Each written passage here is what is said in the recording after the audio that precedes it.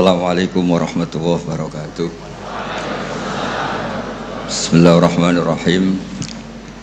Tabarakalladzi nazzala al-furqana ala 'abdihi liyakuna lil 'alamin nadhira. Allahumma shalli wa sallim wa barik ala habibika sayyidina Muhammadin wa ala alihi wa sahbihi ajma'in, amma ba'du. Yang sangat kita hormati bersama Prof. Kures, semua tamu yang saya hormati. Ini karena Pak Rektor sudah tawaduk, jadi tidak saya hormati. Tak apresiasi tawaduknya. Karena di undangan itu, Rektor itu tulisannya Fathul Wahid, nggak ada profesornya, nggak ada doktornya. Ini benar-benar tawaduk. Begini, jadi semuanya tamu yang saya hormati, ngaji benar-benar ngaji, ini bikin nervous narasumbernya. Begini, ini mungkin ada Pak TGB, ada Pak Lukman kemarin ketemu saya di Jakarta. Orang tuh kalau ingin pinter, ini anak-anak di PPAI ini, syaratnya itu kalau ngajar itu gurunya ikut, ya ikut. Jadi Syekh Zakaria Al-Ansori itu dulu gak pinter-pinter banget, sampai dapat gelar Syekhul Islam. Karena dia itu trauma, gurunya itu namanya Ibnu Hajar Al-Asqalani itu kerennya minta ampun. Kalau melihat santri goblok itu marah betul. Kalau sekarang punya santri goblok kadang seneng karena gak nyaingi kiainya. Itu kalau ada anak UII terus dapat gelar apa di Harvard, yang bingung Pak Rektor, saya aja ada sampai kayak gitu. Punya murid itu pinter sekali, namanya Ibnu Hajar Al-Haythami. Makanya kata saya Zakaria ini, saya kalau mau ngaji ya bingung karena guru saya itu kerennya minta ampun. Kalau mau ngajar ya bingung karena murid saya ini pinter, ditipu gak bisa. Ternyata itu bikin pinter. Ya saya sekarang di sini mau ngomong seenaknya itu ada Prof. Kures, ada Dr. TGB, itu kan kayak tukang koreksi, jadi repot nanti kalau salah. Terus yang ngaji-ngaji di sini itu juga lebih pinter lagi. Pokoknya mintanya itu masuk surga lewat arahnya Gus Pak. Bikin arahan masuk surga itu kan ya tidak gampang. Tapi saya pastikan delalah Nabi hanya ngendikan mangkola la ilaha illallah dakhalal jannah. Saya sering komplain ya sama beberapa orang-orang soleh. Saya komplain betul, bukan komplain nanti komplain betul. Dia itu ngijazahi saya wiridan la ilaha illallah panjang terus ruwet. Terus saya nggak hafal-hafal, saya dimarahin. Gus, kamu itu cerdas, kalau ini kok udah hafal-hafal. Memang saya sengaja tidak saya hafalkan gitu. Yang ada tambahan-tambahannya itu Pak Kures. Banyak tanya. Kenapa? Nanti ke rumah saya, nanti tak kasih tahu. Tak kasih tahu itu si orang soleh ini nangis tobat. Padahal soleh loh. Tapi dia hanya soleh perilaku, tidak soleh secara keilmuan, jadi juga harus tobat dia. Saya cerita, di antara perlawanan ahli hadis adalah kalau hadis itu ditambahin, misalnya gini, mangqala la ilaha illallah mi'ata marrah dakhalal jannah. Jika kalau bapak kamu meninggal baru baca la ilaha 50 kali, wah sayang tidak sampai 100 sudah mati. Jadi berkahnya tidak ada hitungan, itu luar biasa. Tapi kamu nganggep biasa, makanya kita harus konsisten. Hadisnya hanya mangqala la ilaha illallah dakhalal jannah. Jangan kamu tambahi mi'ata marrah, jangan kamu tambahi sekian-sekian, itu bahaya ya. Sehingga ketika ada hadis mangkana akhiru kalamihi la ilaha illallah, ditambahi akhir, orang yang akhir kalamnya la ilaha illallah dakhalal jannah, yang di akhir kata-katanya itu la ilaha illallah, perkataannya itu. Itu ada orang mau mati, sudah mafatkan la ilaha illallah. Tapi terakhir terus bilang, jangan lupa ya BPKB-nya ditebus. Itu anaknya susahnya itu minta ampun. Karena anaknya terus berpikir, Gus berarti akhiru kalami abi itu tidak la ilaha illallah tapi BPKB. Ini gimana ini? Saya sebagai kiai yang baik itu tak carikan referensi supaya yang BPKB ini ya masuk yang akhiru kalami. Ini cerita kebaikan saya di depan Pak Kores. Gak apa-apa cerita kebaikan, daripada gak diakui mendingan diceritakan supaya itu.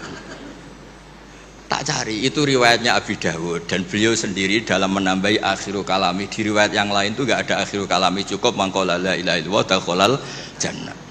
Karena itu bikin keresahan, kata akhiru kalami itu bikin keresahan.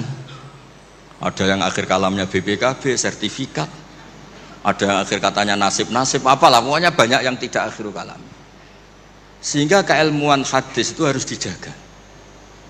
Makanya kata Imam Muslim, Sahihain itu Bukhari Muslim, beliau ngendikan lam naros sorihin akdaba fi syai'in akdaba minhum fil hadis. Saya tidak pernah melihat orang soleh berdusta kayak mereka berdusta ketika meriwayatkan hadis. Ini penting saya utarakan supaya orang itu nggak gampang terjebak sama riwayat-riwayat nggak jelas. Tafsir itu menjadi kacau itu gara-gara riwayat-riwayat yang tidak apa jelas. Maka ini ada Prof. Kures yang sangat-sangat menekuni tafsir. Jadi penting. Jadi mengkhidmati orang Islam itu dimulai dari cara pandang. Kenapa saya menjadi orang baik? Itu sederhana sebetulnya, karena mengakui hukum. Saya ini memang kalau diundang jarang mau, kecuali ada teror-teror tertentu. Karena merasa tua, merasa rektor apalah yang bisa dipakai neror itu. Yang penting bisa ada. Termasuk TGB. Kemarin itu datang ke rumah saya, tapi saya sudah bilang pasti tidak ikhlas. Ternyata betul loh undang saya. Terserahlah teror itu apa. Saya enggak, ini supaya kalian tahu ilmu itu penting. Ilmu itu penting. Saya termasuk orang yang berkeyakinan. Saya ini hebat kiai-kiai kampung. Saya sering datang ke kiai-kiai. Tapi pas nggak acara saya cilik kiai kampung. Saya dengan kamu tuh hebat kamu. Kenapa? Saya ini ngajar tafsir kayak tafsir Munir, tafsir Tobari itu udah fardu ain. Kamu di kampung bikin madin, ngajarin aqaid khamsin itu fardu ain. Ganjarannya orang yang melakukan fardu ain itu lebih keren timbang yang melakukan fardu kifayah. Jadi kamu lebih hebat timbang saya. Dia tawadhu, tapi memang bisa saya gitu enggak, tetap lebih hebat. Ini penting supaya ada penghormatan kita pada kiai-kiai kampung kan yang dilakukan itu selalu fardu ain. Makanya saya tuh pernah suatu saat berpikir kenapa ada hadis orang miskin tuh masuk surga lebih dulu 500 tahun ketimbang orang kaya. Dulu saya janggal. Ternyata kalau orang miskin tuh komunitasnya itu utang beras, jadi urusan nyawa. Jadi sekali menolong temannya itu urusan nyawa, karena sesama miskin tuh pinjemnya urusan nyawa, beras. Minta anterin ke rumah sakit pas sekarat. Kalau orang kaya itu nganterin rumah sakit karena mau ke salon, penyakit kulit, kan nggak penting-penting gitu. Sehingga surganya agak lambat karena yang dilakukan selalu tidak penting. Kalau orang miskin yang dilakukan selalu apa? Penting. Tapi masalahnya zaman akhir orang miskin banyak melakukan yang tidak penting itu masalah itu. Itu nggak sesuai rencana Nabi. Itu inginnya Nabi itu kalau sudah miskin ya selalu apa? Penting. Ternyata banyak orang miskin yang perilakunya tidak penting. Karena saya pernah didatangin ibu-ibu itu miskin itu tanya, Gus doain saya kaya. Suami saya itu nganggur, saya bilang kamu siap kalau suami kamu kaya. Nanti rumahnya gaji bagus, mobilnya bagus. Lama-lama yang dievaluasi Anda, rumah bagus, mobil bagus, kok istrinya begini. Terus dia cerita, udah Gus nggak jadi, miskin nggak apa-apa. Jadi saya ini kan ya aneh-aneh orang itu aneh-aneh. Pertama yang dievaluasi mobil, rumah diganti. Lama-lama Anda. Suami kamu punya potongan gitu? Iya Gus kayaknya iya. Sudah Gus biarin miskin aja sampai mati itu. Ya alhamdulillah sampai sekarang miskin dan syukur karena berkatnya ilmu itu. Jadi saya mohon yang di forum-forum terhormat kayak ini juga mengapresiasi mungkin beberapa saudara kita di pedalaman Papua bikin jembatan darurat, di pedalaman Sumatera Aceh bikin apa yang memang mendesak. Sehingga yang namanya fardu ain itu penting sekali. Saya punya riwayat dari kitab Ibnu Hajar al-Asqalani tadi, gurunya saya Zakaria al-Ansori. Ketika nanti di mahsyar dan secara lahir teks hadis, seorang lagi secara lahir teks hadis itu Allah itu nimbalin Rasulullah Muhammad dan Jibril. Berarti tiga, Allah, Jibril sama Rasulullah Muhammad. Terus nabi-nabi datang dan dalam jumlah yang istilahnya itu makom sing yahbitul awwalun wal akhirun. Satu makom yang semua orang itu ingin. Semua orang kena hisab, kena evaluasi, nabi-nabi ini dekat sama Allah. Itu pertama yang dikatakan oleh Nabi matur ke Allah itu, ay Rabbi ibaduka abaduka fi atrofil ardi. Yang menyembah jenengan, yang mengesahkan jenengan tidak hanya kita, orang-orang di pelosok, di pedalaman semuanya mengesahkan jenengan, semua mentahlilkan jenengan, semua mentasbihkan jenengan, tidak yang sekedar di forum-forum kayak gini. Bilang iya. Nah sekarang itu krisis keilmuan karena agama ini diambil oleh ya bisa dikatakan hal-hal yang besar kayak acara-acara yang besar apa. Meskipun ini pas acara besar justru itu saya fair ngomong ini supaya sama-sama ingat. Jadi yang dikatakan agama itu nuroy yamsi bihi finnas, menjadi nur yang menyinari hati manusia. Bukan tentang ormas besar, masjid besar, kampus besar, itu bagian dari itu. Tapi ini bukan segala-galanya. Sehingga semua orang itu perasaan hubungannya dengan Allah itu privat, tidak diambil alih oleh ormas besar atau lembaga besar atau komunitas besar. Ini penting supaya orang itu merasa bagian dari hamba Allah. Makanya ada munajat, ada beberapa ibadah yang tidak disunatkan jamaah. Ini kan unik, Islam itu mengharuskan jamaah, Tapi ada ibadah-ibadah yang malah tidak disunatkan jamaah, sehingga orang hubungannya dengan Allah itu asik. Terus kedua, ini terakhir, nanti Pak Guras yang cerita panjang lebar. Perilaku ilmu itu di atas perilaku ibadah. Dulu Masjid Haram itu keren, tapi karena salah kelola itu diisi berhala-berhala yang ingin dapat berkahnya Ka'bah. Jadi orang kafir itu unik, mensyirikkan Allah tapi dekat Ka'bah. Jadi percaya Ka'bah itu keramat, supaya Tuhan ini dapat berkah malah diletakkan pinggir apa? Ka'bah. Jumlahnya 360 berhala. Tapi di saat yang sama orang kafir itu jumawa, mereka ini orang-orang baik. Buktinya menjadi sadanatul bait, menjadi pelayan-pelayan Ka'bah. Nabi saat itu terpinggirkan, hanya sholat di Syi'bu Mina. Nabi dengan para sahabat itu makan daun, makan apa, dan sholat di Syi'bu Mina. Tidak di tempat yang terhormat, yaitu Al-Masjidil Haram. Ketika para orang kafir jumawa bilang, bagaimana Muhammad orang terhormat sementara dia ibadah saja di lereng-lereng gunung, sementara kita adalah sadanatul bait, kita adalah ahlu sikoyatil hajj. Ini supaya teman-teman yang nggak ditakdir jadi kayak Pak Lukman, Menteri Agama itu ya repot. Dia agamanya formal, terus kayak Gus Pak tidak formal itu kan ya repot juga itu. Makanya saya ini nggak pati berani sama Menteri Agama. Nanti dia anggap Islam saya tidak formal kan, jadi kayak. Itu terus Allah ngendikan aja'altum siqayatal haji wa imaratal masjidil haram kaman amana billahi wal yaumil akhir wa jahada. Allah itu bela Nabi. Jangan pernah pakai ukuran bahwa ibadah haji merawat Baitullah itu menjadi ukuran lebih baik. Ukuran lebih baik adalah ketika itu orang ibadah secara benar, yaitu tauhid. Ini orang sudah lupa bahwa pernah Allah itu ngeritik siqayatal haji wa imaratal masjidil haram. Makanya saya itu kalau ngelepas haji itu dulu sering ngelepas haji orang umroh. Sekarang kayaknya orang-orang trauma, karena saya kalau ngelepas haji itu begini. Kalau menurut hadis yang sering dipasang di BRI, di BNI itu al-hajjul mabrur laisa lahu jazaa'un illal jannah. Itu populer sekali hadis itu. Terus ini ngelepas orang haji, saya ngomong gini ngelepas orang haji. Tapi jenengan yang fakir sabar juga surga. Ibu-ibu nyabarin suami yang enggak jelas juga surga. Suami-suami yang nyabarin cerewetnya istri juga surga. Orang ingin haji enggak kesampaian tapi enggak ngomel-ngomel sama Allah juga surga. Kayaknya yang punya rumah itu kayak kecewa itu. Terus saya bilang nggak tahu terus saya bilang jenengan angsal kecewa kalian kulo, yang saya takutkan tuh kalau Allah yang kecewa, kata saya itu, karena saya diundang orang haji terus dalil-dalil haji yang lain ngenes karena nggak bisa haji, kata saya itu. Ternyata betul, hampir semua yang hadir itu ngapresiasi saya. Gus matur nuwun Gus. Biasanya kiai-kiai itu kalau diundang untuk haji, dalilnya haji terus bikin kita nelongso, bikin kita tersiksa, karena kayak yang masuk surga itu yang haji saja, kita ada masuk surga. Semenjak itu sudah terkenal, jangan undang Gus Pak kalau ngelepas haji. Saya itu punya kitab makalahnya Abdul Hasan Asyadili yang menjadi Thariqah Asyadili yang terkenal itu.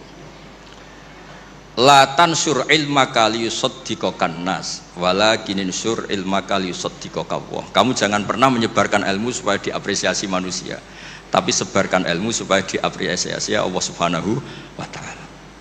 Makanya saya tetap, meskipun kata orang banyak saya ini kiai terkenal, saya itu merasa ibadah saya itu ikrar, mengakui fungsi-fungsi kiai yang di kampung-kampung. Mereka itu, saya pernah punya teman itu nyuwun sewu, gobloknya itu gak ketulungan.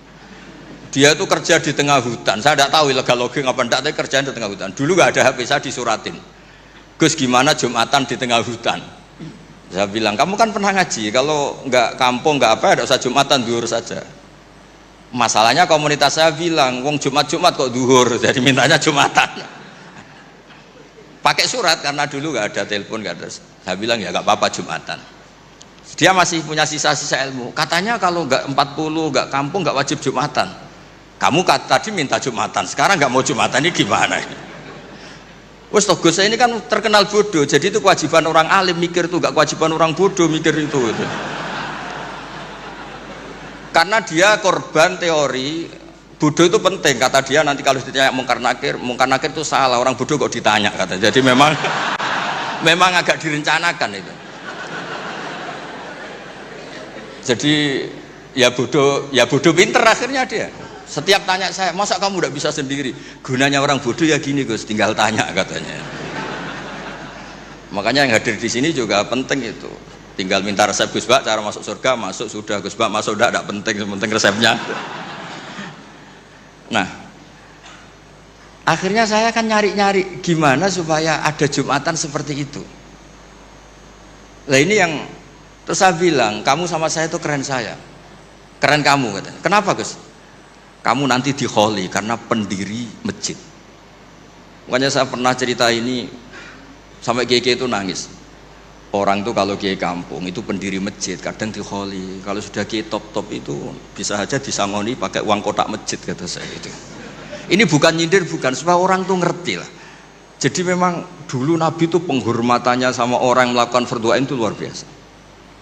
Uwais Al-Qarni itu tetangganya sudah dosowan Nabi. Uwais Al-Qarni itu belum, karena ibunya itu egoisnya minta ampun, nggak mau ditinggal, kemana-mana minta digendong.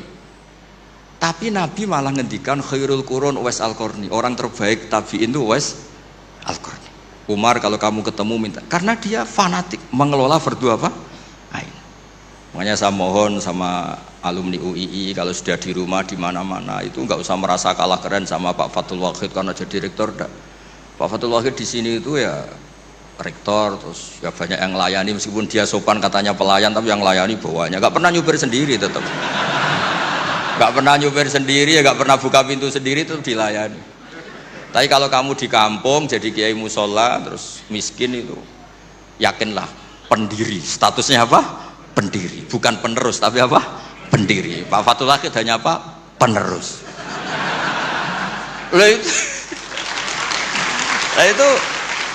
Lah kacaunya kiai kampung setelah tak kasih tahu gitu, memang bener-bener sama saya terus gak sopan. Waduh. Ya tapi saya ikhlas lah atas nama ilmu. Bener-bener gak sopan. Waduh ini ya. Sopannya tuh pendak kalau dia iskal hukum karena sinaune serius, saya tanya, Gus ini hukumnya gimana? Akhirnya sopan lagi. Dia gak bisa, ilmunya gak cukup untuk menjawab. Ya tapi apapun itu yang namanya ngaji itu pengakuan ikrar ya. Jadi penting, makanya kan diantara hebatnya Rasulullah SAW itu kata Imam Ghazali, nggak ada pemimpin justru kena khitab waqfid janahaka liman ittaba'aka minal mu'minin. Muhammad, kamu harus merendahkan diri kamu liman ittaba'aka, sama orang yang ikut kamu, sama santri kamu, sama orang yang percaya sama kamu. Kayak apa Allah mendidik kekasih. Jadi yang disuruh sopan malah nabinya. Jadi kalau andekan di era modern Pak Fathul Wahid yang sopan sama mahasiswa itu yang penopang kampus. Kayak apa? Makanya kata Imam Ghazali, andekan mental ta'azzus atau takabur, andekan keangkuhan itu hal yang baik, lama amarallahu ta'ala habibahu biqauli ta'ala waqfid janahaka limanit taba'aka minal mu'minin.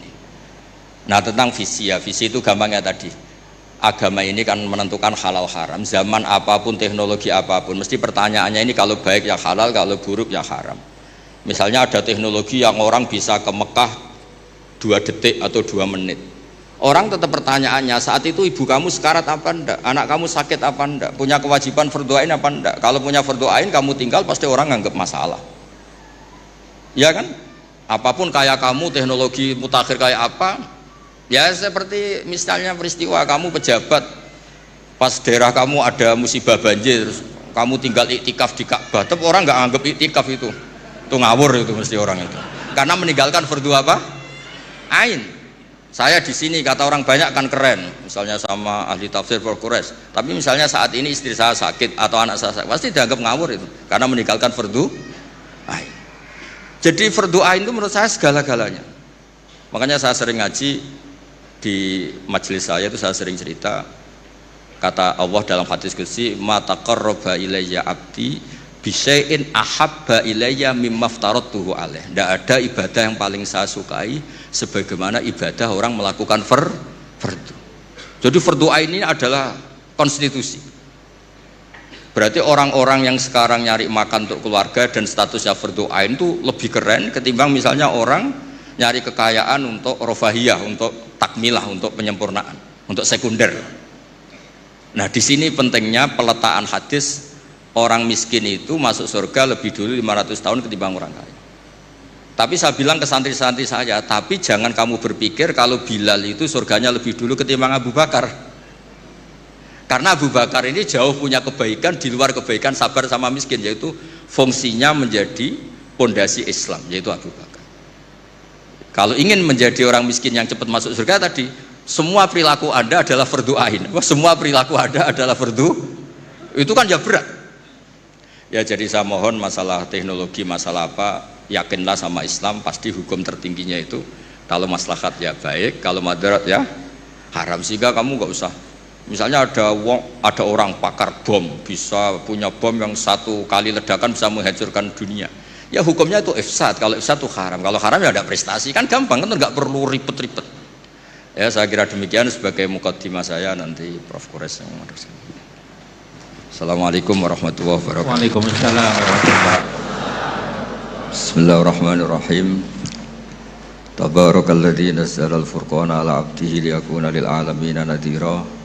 Allahumma shalli wa sallim wa barik ala habibika sayyidina Muhammadin wa ala alihi wa sahbihi ajma'in, amma ba'du. Yang sangat kita hormati bersama Prof. Kures, semua tamu yang saya hormati. Ini karena Pak Rektor sudah tawaduk, jadi tidak saya hormati. Tak apresiasi tawaduknya. Karena di undangan itu Rektor itu tulisannya Fathul Wahid, nggak ada profesornya, nggak ada doktornya, ini bener-bener tawaduk. Begini, jadi semuanya tamu yang saya hormati, ngaji ini ngaji bener-bener ngaji, ini bikin nervous narasumbernya. Begini, ini mungkin ada Pak TGB, ada Pak Lukman kemarin ketemu saya di Jakarta. Orang tuh kalau ingin pinter, ini anak-anak di PPAI ini, syaratnya itu kalau ngajar itu gurunya ikut, muridnya ya ikut. Jadi Syekh Zakaria Al-Ansori itu dulu gak pinter-pinter banget, sampai dapat gelar Syekhul Islam, karena dia itu trauma. Gurunya itu namanya Ibnu Hajar Al-Asqalani, itu kerennya minta ampun. Kalau melihat santri goblok itu marah betul. Kalau sekarang punya santri goblok kadang seneng karena gak nyaingi kiainya. Itu kalau ada anak UII terus dapat gelar apa di Harvard, yang bingung Pak Rektor, saya aja ada sampai kayak gitu. Punya murid itu pinter sekali, namanya Ibnu Hajar Al-Haytami. Makanya kata saya Zakaria ini, saya kalau mau ngaji ya bingung karena guru saya itu kerennya minta ampun. Kalau mau ngajar ya bingung karena murid saya ini pinter, ditipu gak bisa. Ternyata itu bikin pinter. Ya saya sekarang di sini mau ngomong seenaknya, itu ada Prof. Kures, ada Dr. TGB, itu kan kayak tukang koreksi, jadi repot nanti kalau salah. Terus yang ngaji-ngaji di sini itu juga lebih pinter lagi. Pokoknya mintanya itu masuk surga lewat arahnya Gus Pak. Bikin arahan masuk surga itu kan ya tidak gampang. Tapi saya pastikan delalah Nabi hanya ngendikan mangkola la ilaha illallah dakhalal jannah. Saya sering komplain ya sama beberapa orang-orang soleh. Saya komplain betul, bukan komplain nanti komplain betul. Dia itu ngijazahi saya wiridan la ilaha illallah panjang terus ruwet. Terus saya nggak hafal-hafal, saya dimarahin. Gus kamu itu cerdas, kalau ini kok udah hafal-hafal. Memang saya sengaja tidak saya hafalkan gitu. Yang ada tambahan-tambahannya itu Pak Kures. Banyak tanya. Kenapa? Nanti ke rumah saya, nanti tak kasih tahu. Tak kasih tahu itu si orang soleh ini nangis tobat. Padahal soleh loh. Tapi dia hanya soleh perilaku, tidak soleh secara keilmuan, jadi juga harus tobat dia. Saya cerita, di antara perlawanan ahli hadis adalah kalau hadis itu ditambahin, misalnya gini, mangqala la ilaha illallah mi'ata marrah dakhalal jannah. Jika kalau bapak kamu meninggal baru baca la ilaha 50 kali, wah sayang tidak sampai 100 sudah mati. Jadi berkahnya tidak ada hitungan, itu luar biasa. Tapi kamu nganggep biasa, makanya kita harus konsisten. Hadisnya hanya mangqala la ilaha illallah dakhalal jannah. Jangan kamu tambahi mi'ata marrah, jangan kamu tambahi sekian-sekian, itu bahaya ini. Sehingga ketika ada hadis mangkana akhiru kalamihi la ilaha illallah, ditambahi akhir, orang yang akhir kalamnya la ilaha illallah dakhalal jannah, yang di akhir kata-katanya itu la ilaha illallah, perkataannya itu. Itu ada orang mau mati, sudah mafatkan la ilaha illallah, tapi terakhir terus bilang, jangan lupa ya BPKB-nya ditebus. Itu anaknya susahnya itu minta ampun. Karena anaknya terus berpikir, Gus berarti akhiru kalami abi itu tidak la ilaha illallah tapi BPKB. Ini gimana ini? Saya sebagai kiai yang baik itu tak carikan referensi supaya yang BPKB ini ya masuk yang akhirul kalami. Ini cerita kebaikan saya di depan Pak Kores. Gak apa-apa cerita kebaikan. Daripada gak diakui mendingan diceritakan supaya itu. Tak cari, itu riwayatnya Abi Dawud dan beliau sendiri dalam menambahi akhirul kalami. Di riwayat yang lain itu gak ada akhirul kalami, cukup mangqala la ilaha illallah dakhalal jannah. Karena itu bikin keresahan, kata akhirul kalami itu bikin keresahan. Ada yang akhir kalamnya BPKB, sertifikat. Ada yang akhir katanya nasib-nasib, apalah, pokoknya banyak yang tidak akhirul kalam. Sehingga keilmuan hadis itu harus dijaga. Makanya kata Imam Muslim, Sahihain itu Bukhari Muslim. Beliau ngendikan, lam naros sorihin akdaba fi syai'in akdaba minhum fil hadis. Saya tidak pernah melihat orang soleh berdusta kayak mereka berdusta ketika meriwayatkan hadis. Ini penting saya utarakan supaya orang itu gak gampang terjebak sama riwayat-riwayat gak jelas. Tafsir itu menjadi kacau itu gara-gara riwayat-riwayat yang tidak apa jelas. Maka ini ada Prof. Kures yang sangat-sangat menekuni tafsir. Jadi penting. Jadi mengkhidmati orang Islam itu dimulai dari cara pandang. Kenapa saya menjadi orang baik? Itu sederhana sebetulnya, karena mengakui hukum. Saya ini memang kalau diundang jarang mau, kecuali ada teror-teror tertentu. Karena merasa tua, merasa rektor apalah yang bisa dipakai neror itu ya terserah. Yang penting bisa ada. Termasuk TGB kemarin tuh datang ke rumah saya, tapi saya sudah bilang pasti tidak ikhlas. Ternyata betul loh, undang saya. Terserahlah teror itu apa. Saya enggak, ini supaya kalian tahu ilmu itu penting. Ilmu itu penting. Saya termasuk orang yang berkeyakinan. Saya ini hebat kiai-kiai kampung. Saya sering datang ke kiai-kiai. Tapi pas gak acara saya cilik kiai kampung. Saya dengan kamu tuh hebat kamu. Kenapa? Saya ini ngajar tafsir kayak tafsir Munir, tafsir Tobari itu udah fardu ain. Kamu di kampung bikin madin, ngajarin aqaid khamsin itu fardu ain. Ganjarannya orang yang melakukan fardu ain itu lebih keren timbang yang melakukan fardu kifayah. Jadi kamu lebih hebat timbang saya. Dia tawadhu, tapi memang bisa saya gitu enggak, tetap lebih hebat. Ini penting supaya ada penghormatan kita pada kiai-kiai kampung kan yang dilakukan itu selalu fardu ain. Makanya saya tuh pernah suatu saat berpikir kenapa ada hadis orang miskin tuh masuk surga lebih dulu 500 tahun ketimbang orang kaya. Dulu saya janggal. Ternyata kalau orang miskin tuh komunitasnya itu utang beras, jadi urusan nyawa. Jadi sekali menolong temannya itu urusan nyawa, karena sesama miskin tuh pinjemnya urusan nyawa, beras. Minta anterin ke rumah sakit pas sekarat. Kalau orang kaya itu nganterin rumah sakit karena mau ke salon, penyakit kulit, kan nggak penting-penting gitu. Sehingga surganya agak lambat karena yang dilakukan selalu tidak penting. Kalau orang miskin yang dilakukan selalu apa? Penting. Tapi masalahnya zaman akhir orang miskin banyak melakukan yang tidak penting, itu masalah itu. Itu nggak sesuai rencana Nabi. Inginnya Nabi itu kalau sudah miskin ya selalu apa? Penting. Ternyata banyak orang miskin yang perilakunya tidak penting. Karena saya pernah didatangin ibu-ibu itu miskin itu tanya, Gus doain saya kaya.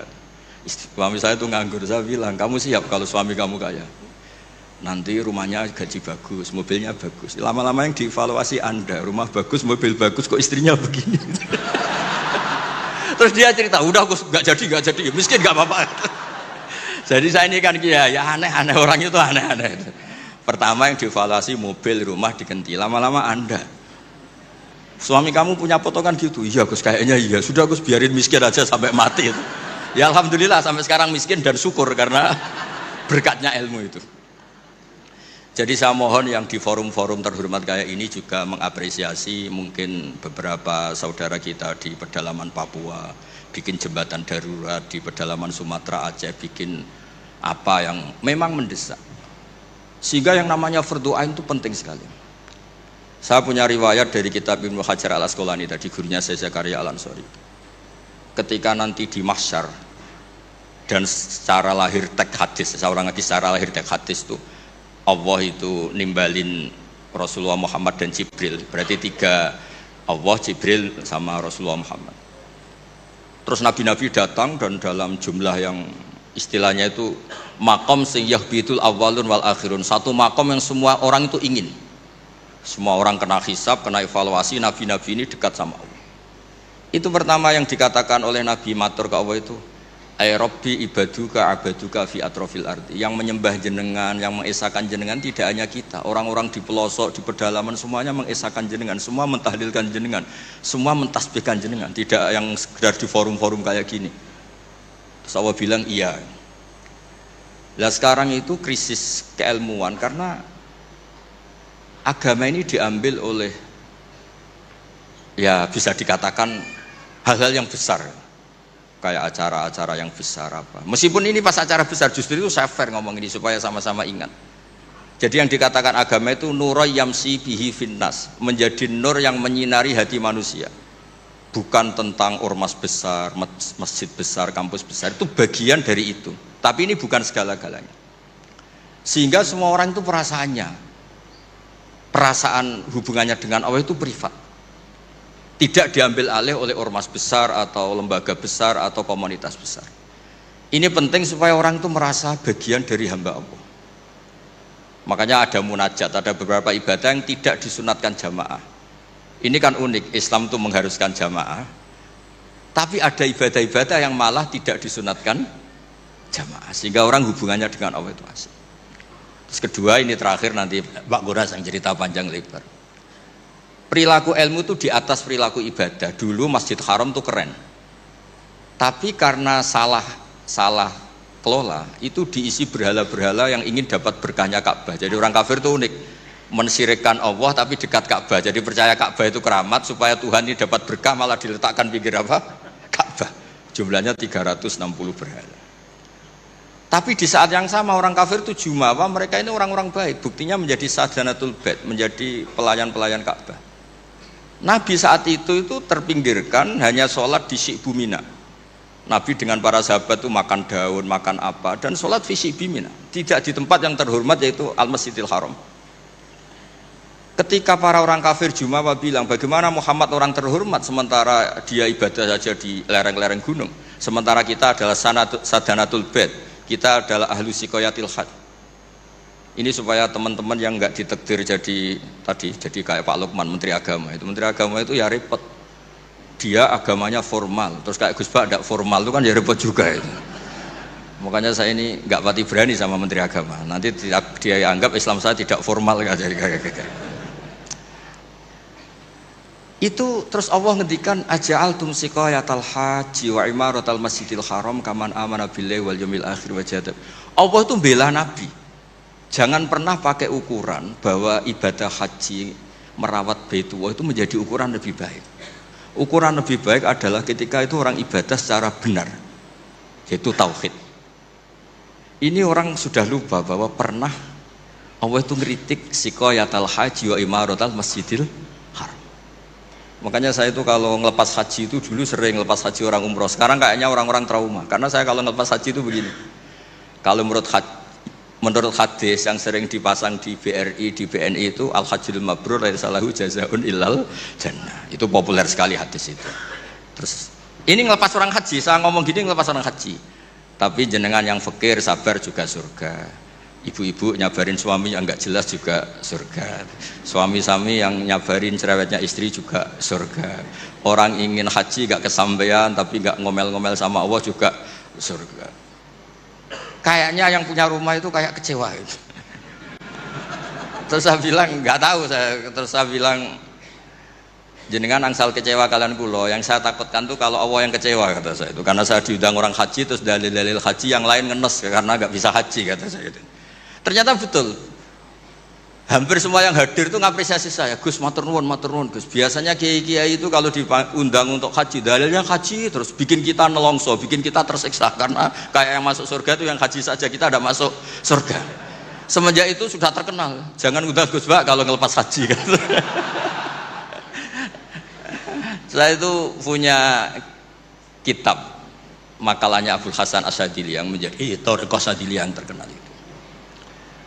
La tansur ilmaka liyusaddiqakan nas walakinin sur ilmaka liyusaddiqaka Allah. Kamu jangan pernah menyebarkan ilmu supaya diapresiasi manusia, tapi sebarkan ilmu supaya diapresiasi Allah Subhanahu wa taala.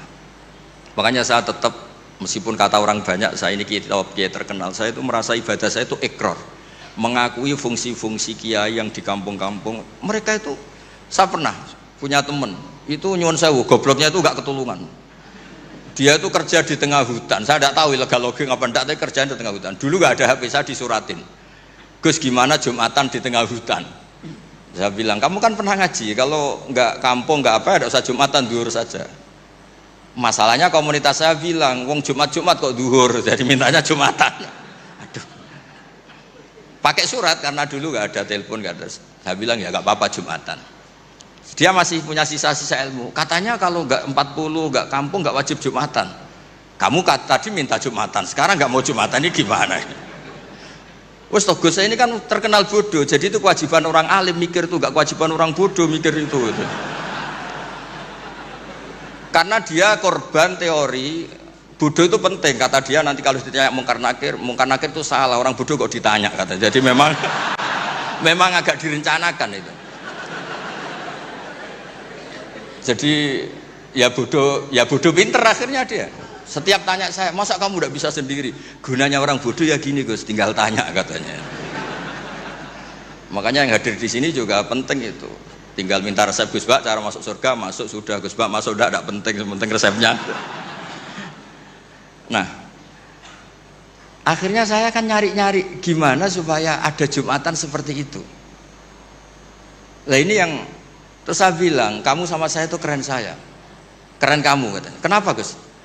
Kamu nanti dikholi karena pendiri masjid. Makanya saya pernah cerita ini sampai kiai itu nangis. Orang tuh kalau kiai kampung itu pendiri masjid kadang dikholi. Kalau sudah kiai top itu bisa aja disangoni pakai uang kotak masjid, kata saya itu. Ini bukan nyindir, bukan, supaya orang tuh ngerti lah. Jadi memang dulu Nabi itu penghormatannya sama orang yang melakukan fardhu ain itu luar biasa.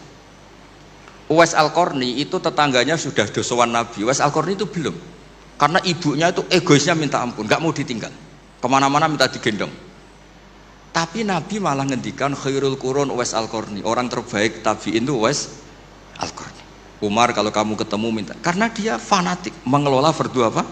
Ain. Makanya saya mohon sama alumni UII kalau sudah di rumah di mana-mana itu nggak usah merasa kalah keren sama Pak Fathul Wahid karena jadi rektor. Pak Fathul Wahid di sini itu ya rektor, terus ya banyak yang layani, meskipun dia sopan katanya pelayan, tapi yang layani bawahnya nggak pernah nyupir sendiri, tetap nggak pernah nyupir sendiri, ya nggak pernah buka pintu sendiri, itu dilayani. Tapi kalau kamu di kampung jadi kiai musola terus miskin itu, yakinlah pendiri, statusnya apa? Pendiri, bukan penerus, tapi apa? Pendiri. Pak Fathul Wahid hanya apa? Penerus.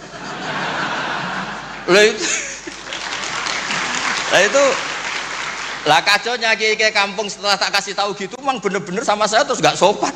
Waduh. Ya tapi saya ikhlas lah atas nama ilmu. Bener-bener nggak sopan. Waduh ini ya.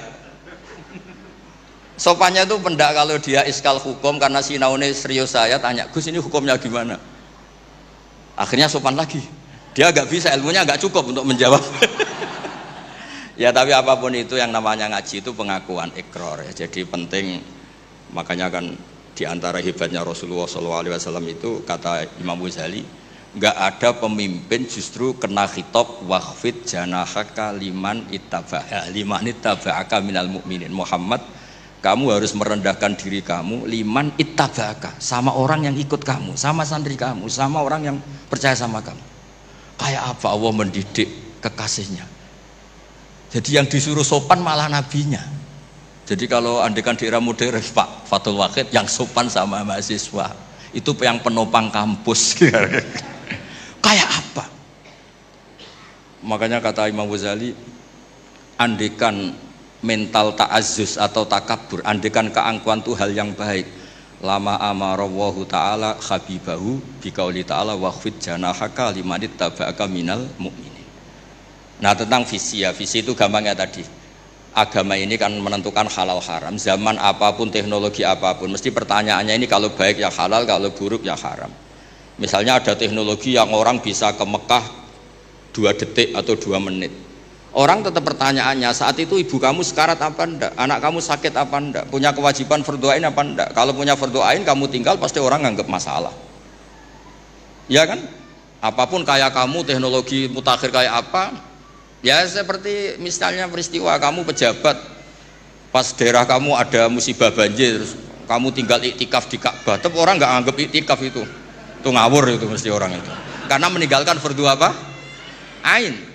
Saya di sini kata orang banyak kan keren, misalnya sama ahli tafsir Quraisy. Tapi misalnya saat ini istri saya sakit atau anak saya sakit, pasti dianggap ngawur itu, karena meninggalkan fardu ain. Jadi fardu ain itu menurut saya segala-galanya. Makanya saya sering ngaji di majelis saya itu saya sering cerita, kata Allah dalam hadis qudsi, ma taqarraba ilayya abdi bisyai'in ahabba ilayya mimma aftaradtuhu alaih. Tidak ada ibadah yang paling saya sukai sebagaimana ibadah orang melakukan fardu. Jadi fardu ain ini adalah konstitusi. Berarti orang-orang yang sekarang nyari makan untuk keluarga dan statusnya fardu ain itu lebih keren ketimbang misalnya orang nyari kekayaan untuk rofahiyah, untuk takmilah, untuk penyempurnaan, untuk sekunder. Nah, di sini pentingnya peletaan hadis, orang miskin itu masuk surga lebih dulu 500 tahun ketimbang orang kaya.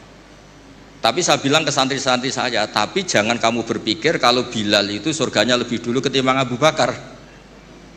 Karena Abu Bakar ini jauh punya kebaikan di luar kebaikan sabar sama miskin, yaitu fungsinya menjadi pondasi Islam, yaitu Abu Bakar.